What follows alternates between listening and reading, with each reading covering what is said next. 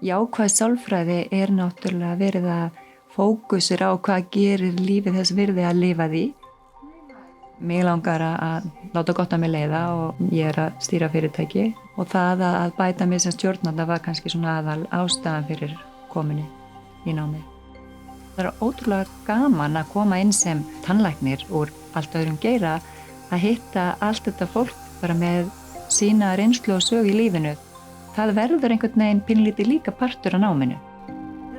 Og þetta var meira svona reynslunám. Af því að þá sá maður að þetta var ekki einungis gott fyrir bara þroska og vöxt og bæta sig í vinnunni. Heldur hafði þetta líka bara ótrúlega mikið svona persónuleg áhrif. Ég tel að pening sé hvergi betur varið en í menntun.